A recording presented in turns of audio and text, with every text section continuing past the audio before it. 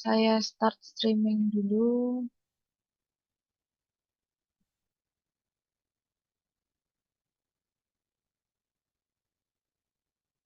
Oke, baik. Selamat sore, teman-teman mahasiswa, juga para dosen yang ada di kampus masing-masing, baik yang hadir secara offline di kampus masing-masing, maupun mahasiswa yang mengikuti secara online di YouTube, ya, karena di Zoom ini sepertinya tidak ada. Kita masih eh, akan membahas mata kuliah sistem operasi untuk pertemuan yang ke-14, materinya tentang sistem operasi jaringan. Baik, apa itu sistem operasi jaringan? Kemudian apakah pentingnya sistem operasi ini dalam manajemen jaringan? Oke, sistem operasi jaringan ini adalah jenis sistem operasi yang dirancang secara khusus untuk mengelola dan mengontrol jaringan komputer. Termasuk juga di dalamnya mengatur komunikasi antar komputer, kemudian berbagi sumber daya seperti file atau printer, juga termasuk di dalamnya internet, ya, berbagi data di internet. Kemudian juga mengelola keamanan jaringan. Contoh sistem operasi jaringan di sini ada Windows Server, kemudian ada Linux Server, lalu ada Ubuntu Server, CentOS, dan macOS Server. Sistem operasi jaringan ini dianggap penting karena fungsinya, ya, beberapa fungsi diantaranya adalah untuk mengatur komunikasi antar perangkat dalam jaringan, baik itu dalam jaringan lokal maupun dalam jaringan internet, gitu ya. Misalnya komunikasi antar komputer, ya, baik itu mungkin di jaringan lokal, ya, atau juga eh, komunikasi antar komputer di jaringan internet, ya, menggunakan internet gitu. Kemudian server, ya, komunikasi antara perangkat komputer ke server, ya.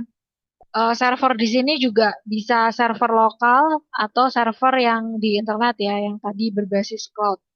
Kemudian komunikasi antar perangkat dengan perangkat keras yang lain, ya, misalnya komputer dengan printer.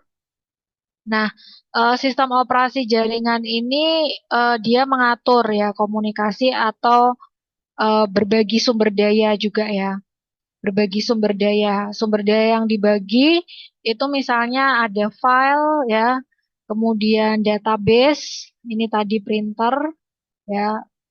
Database ini kaitannya dengan server, ya. Kemudian file ini bisa file ke database atau mengirimkan file ke komputer lain atau ke ke printer, ya, untuk dicetak, ya. Jadi dia mengatur komunikasi juga mengelola ketika perangkat tersebut harus berbagi sumber daya.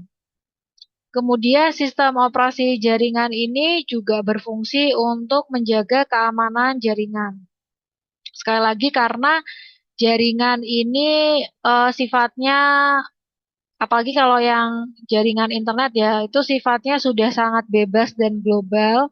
Siapapun bisa terhubung, ya, dengan internet, siapapun bisa mendapatkan data, ya. Kalau misalnya tidak dijaga atau tidak diatur aksesnya, ya, maka data yang mungkin rahasia bisa diakses oleh orang yang tidak berkepentingan, gitu, atau data yang seharusnya tertutup bisa dibuka oleh orang yang tidak berkepentingan. Karena itu perlu sistem operasi jaringan dalam fungsinya untuk menjaga keamanan jaringan. Dengan tadi, ya, pengaturan akses pengguna, Jadi pengguna siapa saja yang bisa mengakses data atau mengakses file ya atau mengakses server database, pengguna siapa saja yang bisa mengupdate atau edit atau memanipulasi data. Nah, ini harus ada pengaturan akses pengguna.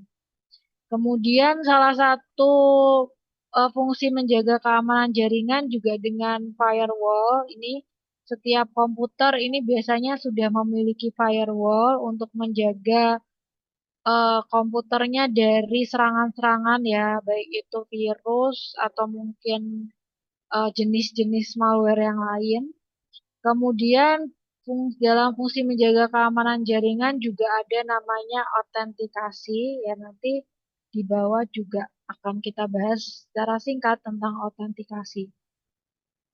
Kemudian sistem operasi jaringan ini juga berfungsi untuk mengontrol lalu lintas data ya agar jaringan tetap stabil dan tidak terjadi gangguan.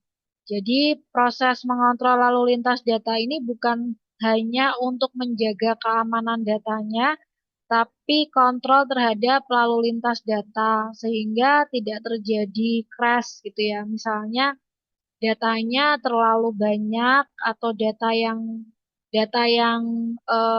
keluar dan masuk itu mungkin jangan sampai ada bentrokan gitu ya, jangan sampai ada tabrakan tanda kutip tabrakan data gitu, jangan sampai ada crash data gitu. Jadi sistem operasi jaringan ini mengontrol lalu lintas data ya, entah itu menggunakan berbagai algoritma ya atau mungkin fungsi dalam antrean dan seterusnya, sehingga di dalam jaringan ini proses lalu lintas datanya itu stabil dan tidak terjadi gangguan tadi. Gangguan itu bisa misalnya crash ya, atau misalnya datanya menghambat data yang lain gitu ya, atau mungkin terjadi antrian atau terjadi proses yang panjang sehingga mungkin ada hang ya, bisa terjadi hal-hal yang demikian kalau proses kontrol lalu lintas data ini tidak terjadi dengan baik. Kemudian fungsi sistem operasi jaringan ini juga untuk memudahkan administrator jaringan, khususnya untuk melakukan monitoring dan mengelola sistem secara terpusat. Ya, jadi adanya administrator jaringan ini dia bisa memonitoring ya dan juga bisa mengelola sistem yang ada di dalam jaringan tersebut secara terpusat. Nah, tadi juga kita sudah singgung sedikit ya, fungsi utama dari sistem operasi jaringan ini adalah manajemen sumber daya jaringan, kemudian keamanan dan autentikasi, lalu manajemen pengguna dan untuk manajemen sumber daya jaringan ini proses di mana kita mengatur dan mengendalikan penggunaan perangkat dan layanan dalam jaringan agar dapat digunakan secara efisien oleh banyak pengguna. Terutama kalau misalnya data atau perangkat itu eh, sharing ya, atau bisa diakses lebih dari satu pengguna ya, atau ini tadi ya banyak pengguna. Contoh manajemen sumber daya jaringan ini adalah melakukan pengelolaan file server.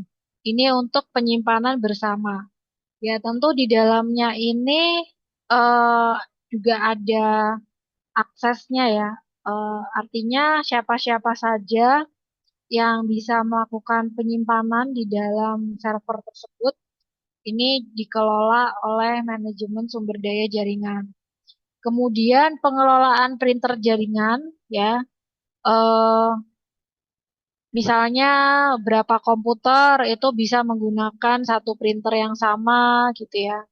Kemudian pengelolaan bandwidth internet ya ini sangat perlu supaya pembagian bandwidth ini juga bisa adil ya, karena kadang-kadang kalau semakin banyak perangkatnya eh, bisa mempengaruhi ya konektivitas dari internet, karena itu perlu ada manajemen untuk pengelolaan bandwidth internet sehingga semua perangkat itu bisa eh, ber, bisa memanfaatkan atau menggunakan internetnya ini secara maksimal, secara adil gitu ya.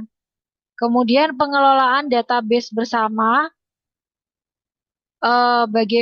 bagaimana manajemen sumber daya jaringan ini dia mengelola database supaya bisa diakses ya, data yang ada di dalam database ini bisa diakses secara bersama-sama ya. Tentu di dalam proses pengelolaan ini juga ada proses akses kontrol ya, sehingga di dalam proses pengelolaan ini nanti diatur siapa yang mungkin hanya bisa membaca data yang ada di database, atau mungkin dia bisa editing, dia bisa melakukan update, manipulasi data, menghapus, dan seterusnya. Jadi karena database ini bisa dipakai bersama-sama, tentu harus ada pengelolaan ini ya, supaya tidak terjadi kekeliruan atau tidak terjadi eh, manipulasi data yang tidak perlu gitu ya. Jadi hanya yang berwenang saja yang bisa mungkin memiliki akses untuk melakukan edit atau update atau manipulasi data di database bersama. Kemudian manajemen sumber daya jaringan ini juga melakukan fungsi sebagai pengelolaan server aplikasi. Jadi karena di dalam perangkat itu mungkin banyak aplikasi ya, maka perlu adanya pengelolaan server aplikasi. Nah, tujuan dari manajemen sumber daya jaringan ini pertama adalah agar sumber daya jaringannya tidak boros ya. Ini tadi kaitannya dengan bandwidth internet, lalu file server ya, bahkan juga database ya, supaya tidak boros, kemudian tidak terjadi konflik ya, ini juga terkait dengan bandwidth internet tadi ya, tidak terjadi konflik khususnya ketika ada lalu lintas data, kemudian eh, bisa digunakan secara adil ya. Pengelolaan ini tujuannya supaya sumber daya jaringannya itu bisa digunakan secara adil dan optimal oleh semua pengguna. Ya, khususnya karena ini ada sharing ya, jaringan itu kan untuk berbagi gitu ya, berbagi sumber daya, maka manajemen sumber daya jaringan ini memastikan bahwa sumber dayanya itu bisa digunakan secara adil, optimal oleh semua pengguna. Kemudian ada keamanan dan autentikasi. Keamanan jaringan ini adalah proses perlindungan sistem jaringan dari berbagai ancaman. Contohnya ada peretasan atau hacking ya, bisa terjadi karena jaringan itu kan luas ya. Apalagi kalau internet gitu ya, jaringannya itu global, maka bisa terjadi serangan peretasan atau hacking. Nah, perlu adanya perlindungan ya terhadap hacking. Kemudian virus dan malware ini sudah kita bahas ya di pertemuan minggu lalu. Kemudian ada juga ancaman akses ilegal ya, misalnya tadi database itu tidak semua kan bisa melakukan manipulasi data. Maksudnya manipulasi itu dalam arti tidak semua orang berhak untuk melakukan edit, update, atau menghapus data gitu kan. Nah, perlu ada akses ya, perlu ada kontrol akses sehingga jangan sampai terjadi akses ilegal gitu. Orang yang tidak berhak malah bisa mengambil data atau menghapus dan lain-lain gitu. Kemudian perlindungan terhadap kebocoran data. Khususnya tadi ya di database tadi pasti banyak sekali data yang penting dan mungkin rahasia. Nah, perlu adanya eh, di sistem operasi jaringan ini di dalamnya ada manajemen untuk keamanan jaringan yang fungsinya untuk mencegah atau melindungi database dari kebocoran data. Nah, contoh mekanisme keamanannya ini adalah firewall. Ini biasanya di dalam setiap sistem operasi dia sudah ada ya firewall ini. Kemudian enkripsi data ya di mana kita menyembunyikan data dalam bentuk kode-kode ya yang harus di yang sudah dienkripsi sehingga tidak semua bisa membaca datanya kalau tidak memiliki kunci enkripsinya. Kemudian ada antivirus, ini juga setiap sistem operasi biasanya dia menyediakan antivirus ya untuk mencegah ancaman virus dan malware. Kemudian ada sistem deteksi intrusi atau IDS. Ini juga biasanya dimiliki atau disediakan oleh setiap sistem operasi. Nah, untuk manajemen pengguna dan akses. Manajemen pengguna dan akses ini adalah proses mengatur ya atau mengontrol, mengelola siapa saja yang boleh masuk ke jaringan dan apa saja yang boleh mereka lakukan di dalamnya. Ini mencakup membuat akun pengguna ya. Setiap pengguna ini harus memiliki akun atau user account. Nah, setiap akun pengguna ini memiliki peran atau role-nya masing-masing. Misalnya untuk admin itu aksesnya penuh. Jadi dia bukan hanya bisa baca data, tapi mungkin dia bisa edit, dia bisa hapus, dia bisa eh, update dan seterusnya gitu ya karena dia memiliki akses penuh atau mungkin dia bisa download datanya gitu ya. Nah, kalau guru dan dosen atau mungkin user lain gitu ya. Ini contohnya kalau misalnya sistem informasi akademik misalnya ya. Misalnya role-nya user account dengan role atau peran guru atau dosen atau mungkin kalau sistem yang bukan akademik ya siapa gitu ya, karyawan gitu ya. Ini dia memiliki akses terbatas ya, akses terbatas. Mungkin dia cuma bisa masuk ke apa database-database sorry, dia cuma mungkin bisa hanya masuk ke tabel-tabel tertentu atau ke akses database tertentu. Misalnya dia hanya bisa untuk eh, mengedit untuk tabel nilai saja, atau mungkin dia hanya bisa menghapus untuk tabel nilai saja, atau dia hanya bisa mengupdate tabel nilai saja, tapi dia tidak bisa masuk ke tabel-tabel di database yang tabel lain yang ada di database gitu. Jadi aksesnya ini terbatas. Kemudian mungkin ada peran lain yaitu kalau di sini contohnya mahasiswa atau misalnya siswa, ini aksesnya lebih terbatas lagi. Ya, misalnya dia hanya bisa membaca datanya ya atau read only, dia tidak bisa melakukan manipulasi atau update data atau hapus gitu, dia cuma bisa membaca. Nah, ini tadi hak aksesnya ya, misalnya hanya boleh baca file saja, hanya boleh edit, tidak boleh hapus dan lain-lain. Tujuannya adalah agar tidak semua orang bisa mengakses ke semua data, sehingga jaringan lebih aman dan terorganisir. Oke, ini adalah keamanan ya, keamanan dan manajemen pengguna. Ya, kalau misalnya otentikasi ya, mungkin kita eh,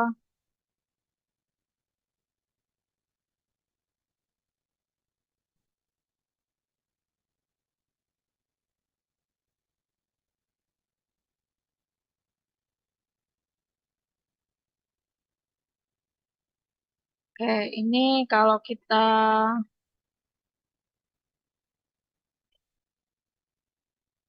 Ya, kalau kita tanya ke Google ya, autentikasi ini bisa dijelaskan sebagai verifikasi identitas. Jadi, dalam sistem informasi, sistem operasi jaringan, dia memiliki prosedur autentikasi ya, atau proses verifikasi identitas. Tujuannya adalah untuk memastikan bahwa seseorang tersebut itu benar-benar memiliki hak akses ya untuk misalnya mengakses database ya atau bahkan menerima sesuatu atau mengambil data atau mendapatkan data dari database atau dari eh, apa aplikasi tertentu gitu. Jadi harus ada proses verifikasi identitas ya. Ini yang disebut dengan autentikasi.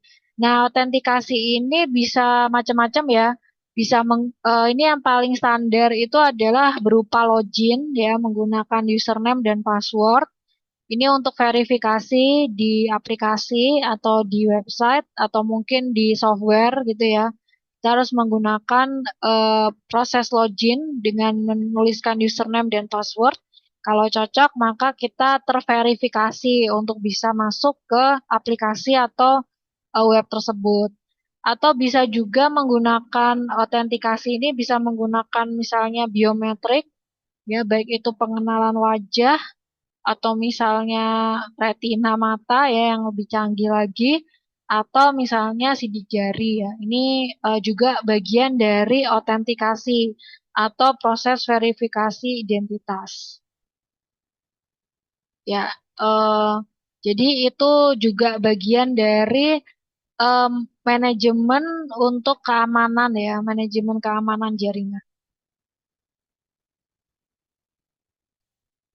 Oke, kalau kita ke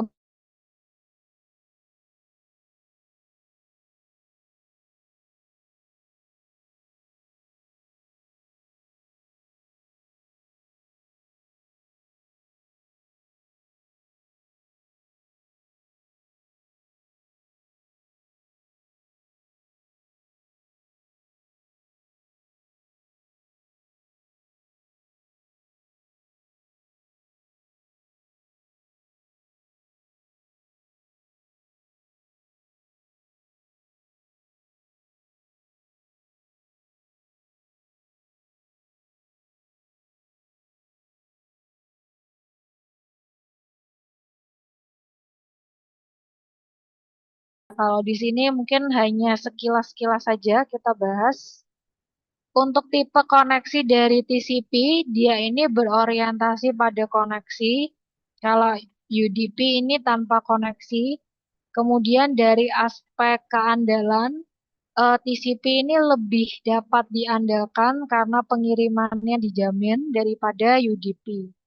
Kemudian untuk pengendalian aliran, khususnya ini maksudnya aliran data ya, entah itu sharing data atau komunikasi antar perangkat.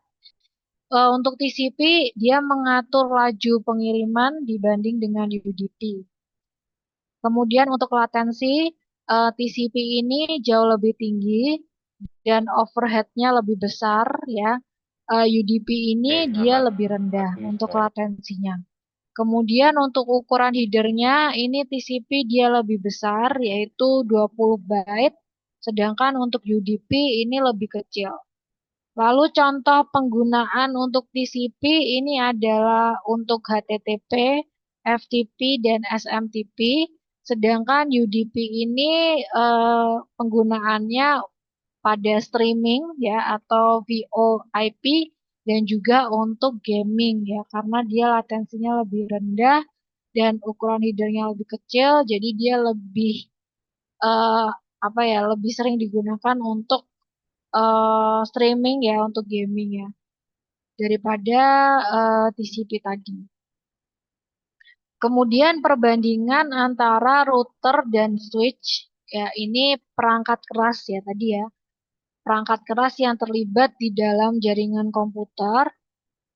Fungsi dari router ini adalah untuk menghubungkan jaringan yang berbeda. Sedangkan kalau switch ini untuk menghubungkan perangkat dalam satu jaringan. Untuk lapisan OSI-nya, router dia memiliki layer 3 atau network layer. Kalau switch dia menggunakan layer 2 atau data link layer. Kemudian untuk alamatnya, router dia menggunakan namanya alamat IP, ya, sedangkan switch ini menggunakan alamat MAC ya atau MAC. Kemudian untuk penggunaannya, router ini digunakan untuk connect ini adalah untuk komunikasi dalam jaringan lokal. Ada beberapa sistem operasi jaringan ya. Sistem operasi berbasis server, ini contohnya adalah Windows Server dan Linux. Kemudian yang berbasis klien, ini contohnya adalah Windows dan Mac OS. Nah, ini perbandingan antara Windows Server dan Linux ya. Kalau Windows Server dari sisi biaya, tentu Windows itu adalah lisensi yang berbayar. Sedangkan Linux itu open source, umumnya gratis ya. Open source ini artinya bisa dikembangkan ya. Banyak orang atau beberapa orang ini bisa mengembangkan Windows-nya ya. Kemudian antarmukanya Windows Server menggunakan grafis dan GUI, HUI, sedangkan Linux menggunakan CLI dan HUI, tergantung dari distribusinya. Untuk komersialnya, Windows Server itu adalah dari Microsoft, sedangkan Linux ini dari komunitas ya atau vendor. Atau misalnya kalau dia punya versi berbayar ya berarti dukungan komersialnya itu dari versi berbayar tadi yang di apa yang berlangganan ya atau subscribe gitu. Untuk customizationnya lebih terbatas dibandingkan Linux, sedangkan Linux karena dia open source sehingga banyak orang bisa mengembangkannya, maka dia bisa sangat dapat disesuaikan. Untuk keamanannya ini kuat tapi lebih rentan terhadap malware, sedangkan Linux ini lebih aman dan lebih sulit diserang. Oke, kalau Windows dibandingkan dengan Mac ya, antarmukanya Windows itu grafis dan fleksibel, Mac itu lebih estetis dan konsisten. Dukungan aplikasinya ini lebih luas ya, tapi karena sekarang sudah ada cloud ya, maka mungkin yang tidak bisa kita ambil dari Windows juga kita bisa akses menggunakan internet ya. Jadi untuk dukungan aplikasi ini sekarang lebih luas ya, mau pakai Windows, mau pakai Mac, asalkan kita terhubung dengan internet, banyak aplikasi bisa kita gunakan. Untuk keamanannya ini tadi ya rentan terhadap malware. Mac ini dia lebih aman, tapi dalam beberapa poin lebih juga tetap memerlukan perhatian. Untuk integrasi ekosistemnya terhubung dengan layanan Microsoft dan Mac ini terhubung dengan produk milik Apple. Kustomisasinya lebih fleksibel, kalau Mac itu terbatas dibandingkan Windows ya karena dia hanya bisa diakses, maksudnya aplikasi-aplikasinya itu hanya bisa menerima produk-produk dari Apple ya. Tapi sekali lagi karena sekarang semua sudah sistem internet ya atau cloud ya, jadi mungkin beberapa aplikasi asalkan kita terhubung dengan internet ya kita lebih banyak pilihan. Kayak contohnya Canva kan tidak terbatas menggunakan Windows atau Mac ya. Kayak Canva kita bisa pakai menggunakan apapun bisa asalkan terhubung dengan internet. Oke, untuk protokol jaringan eh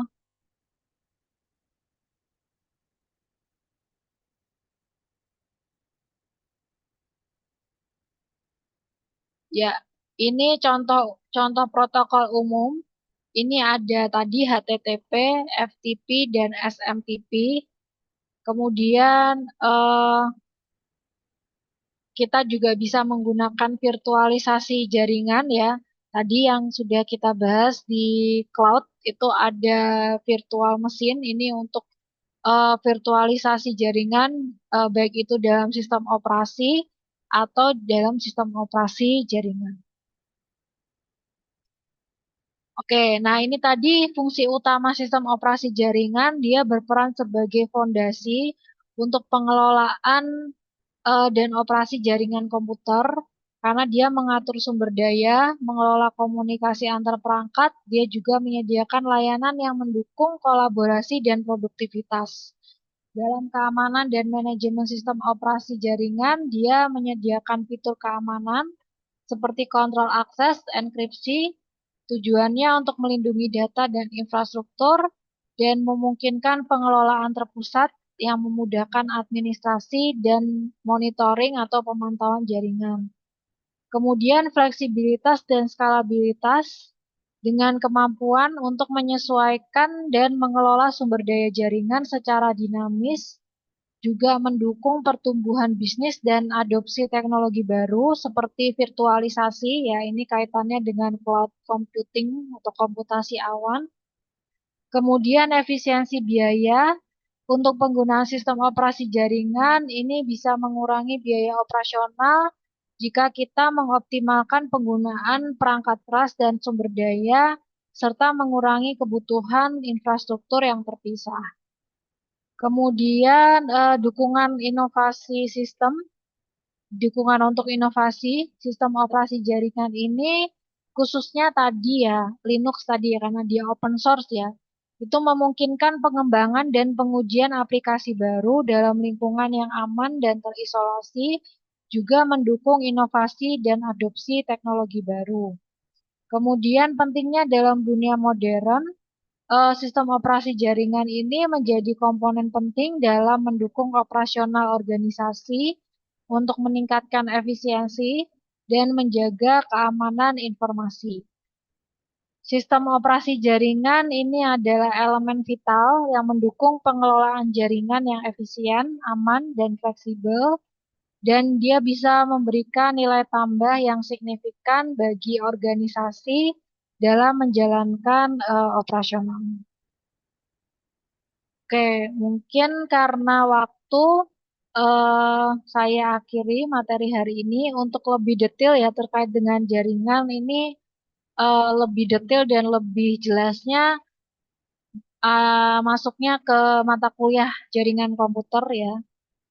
Karena itu di mata kuliah sistem operasi ini kita hanya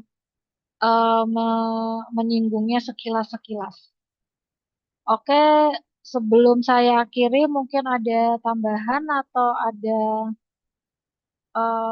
pertanyaan dari dosen yang ada di kampus masing-masing dari Pak Edi atau Pak Tony mungkin ada tambahan Pak. Cukup Bu Sambun. Baik, terima kasih Pak. Oke, kalau tidak ada, kita akhiri pertemuan ke-14 ya. Setelah ini adalah pertemuan yang terakhir, yaitu pertemuan yang ke-15. Mungkin kita break 10 menit ya, 10 sampai 15 menit untuk mempersiapkan pertemuan selanjutnya. Terima kasih, selamat sore.